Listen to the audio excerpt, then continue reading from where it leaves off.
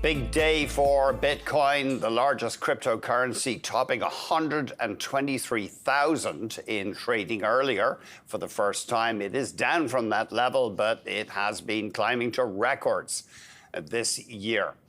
Let's get more from a player in the crypto market. Hunter Horsley joins us, CEO of Bitwise, a crypto asset manager. Hunter, thanks very much indeed. Just tell us quickly at Bitwise, how do you make money? What is your business proposition? Sure. Yeah, great to see you, Andrew.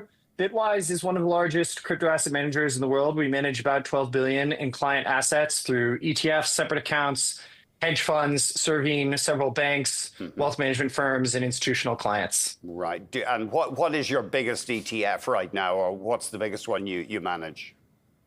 Sure. Yeah, probably the two best known are BITB, the Bitwise Bitcoin ETF, which is at about 5 billion in assets, one of the largest in the world, and BITW, the Bitwise 10 crypto index fund, the largest crypto index fund in the world. People are calling this Crypto Week. The U.S. House set to debate and maybe even vote on a bunch of crypto measures. Tell us, what is the significance of that? You know, I think that 2025 is a watershed year for an asset class that people have heard about ad nauseum for 16 years now. And it's a watershed year because of the very topic that you've raised, because of regulation.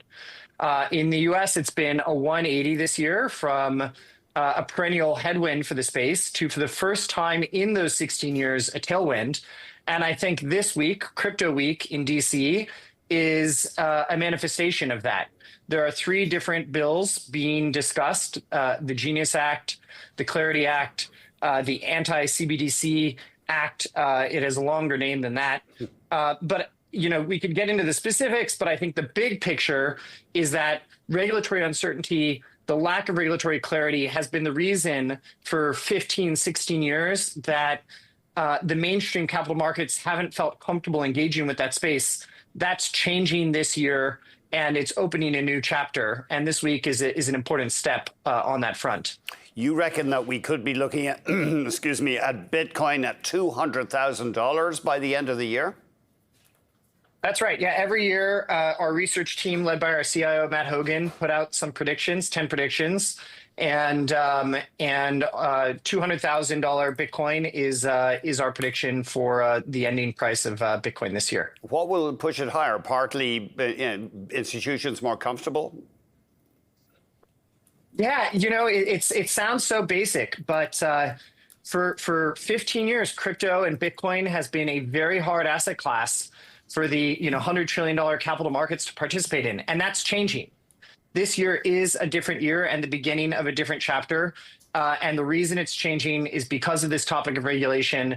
It's now opening up. Banks are engaging, corporates are engaging, sovereign wealth funds are engaging, and that's creating flows that are outstripping the supply that's available, and we're seeing price push higher throughout the course of this year already. I have to ask you, do you have friends, people you went to college with, or people you might have a drink with, who went short Bitcoin? Because apparently they're hurting.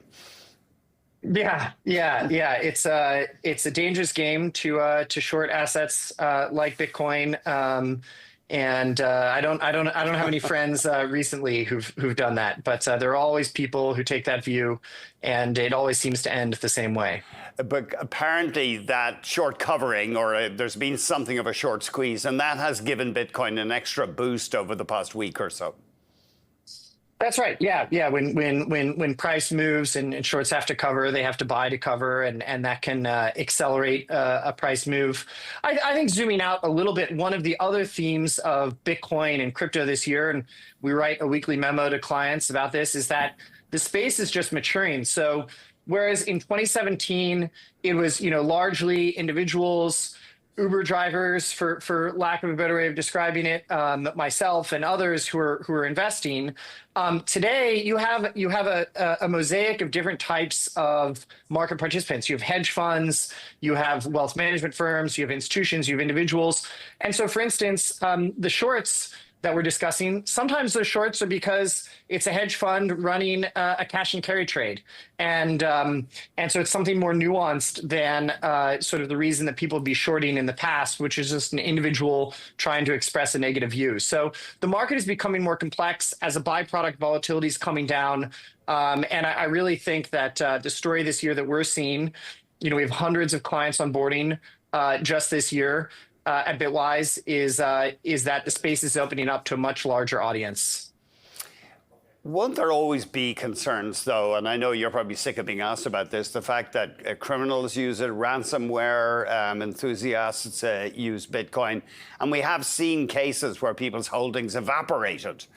Some of the Bitcoin accounts turned out to be illusory. Yeah, absolutely. I mean, and there were also incidents even just this year where people were held hostage and asked to hand over their digital assets. So, I think that the illicit activities has come down drastically, and we have research on that on the Bitwise website, reports from regulators on that front. So I think that has come down. It'll never go away for the same reason it's never gone away with U.S. dollars, and people can always find nefarious ways of doing things. I think what the world is realizing is that public blockchains are one of the worst ways of conducting illicit activity, because a blockchain is a permanent record. And so there's a permanent record of the assets that are being stolen. But I think on the other side of things, this year and next year, I think people will be thinking more about, okay, I want exposure to the space, but what is the safe way of doing that for me? Do I want to hold a bearer instrument through an app? Do I want to buy an ETF like the ones that Bitwise offers, BITB, BITQ, and others? Or do I want to do it some other way? There are a lot of options today, and I think that's a great part of the maturation of the space, that people can decide what gives them peace of mind and helps them accomplish what they want to do.